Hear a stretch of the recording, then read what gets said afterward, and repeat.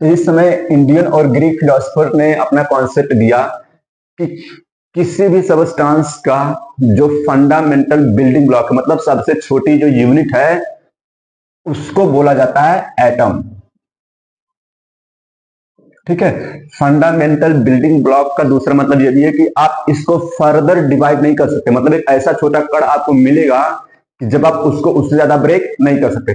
For example, अगर मैं इतने बड़े से स्टिक की बात करूं, एक डंडा है, ठीक है, आप इसको ब्रेक करोगे इस पार्ट से तो इतना छोटा सा बचेगा, इधर वाला। फिर आप इसको ऐसे ब्रेक करोगे तो ये वाला पार्ट इतना सा बचेगा। फिर आप इसको ऐसे ब्रेक करोगे तो ये इतना बचेगा।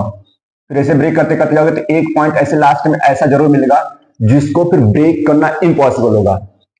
एंशियंट टाइम में फिलोसफर ने उसी को क्या बोला? एटम बोला। और क्योंकि ये कोई एक्सपेरिमेंट बेस्ड नहीं था, उनके पास कोई टेक्नोलॉजी नहीं थी एक्सपेरिमेंट करने के लिए, इसीलिए उस समय तक लोग इस बात को एक्सेप्ट कर लिए कि हाँ, एटम ही है जो सबसे छोटा पार्टिकल है, इसको फर्दर डिवाइड नहीं किया जा सकता। लेकिन जब धीरे धीरे टेक्नोलॉजी डेवलप हुई 19th सेंचुरी में, तो ऐसा देखा गया कि ये वाली बात ऐसा सत्य नहीं है हमेशा। ठीक है। एटम के भी कुछ पार्टिकल्स हैं, सब एटॉमिक पार्टिकल्स, जिसका नाम आप सबको पहले से ही पता है। कौन कौन से हैं? Electron, proton and neutron. ठीक है। अब ये सब एटॉमिक पार्टिकल्स के बारे में कैसे पता चला, ये जानना ज्यादा जरूरी है। ठीक है। जनरली आप लोग बोलते हो इलेक्ट्रॉन का खोज किसने किया? जे थॉमसन ने। Proton Rutherford, neutron James Chadwick. ठीक है। तो नाम तो सबको याद है, लेकिन अब उनके पीछे का बैकग्राउंड देखिए कि क्या, कौन सी डिवाइस होती है और किस बेस पे बताया। ठीक है। तो अब हम बताते हैं कि ये आखिर कैसे इलेक्ट्रॉन की खोज की गई। सबसे पहले आते हैं डिस्कवरी ऑफ इलेक्ट्रॉन। ठीक है। डिस्कवरी ऑफ इलेक्ट्रॉन, ये बहुत ही इंपॉर्टेंट है।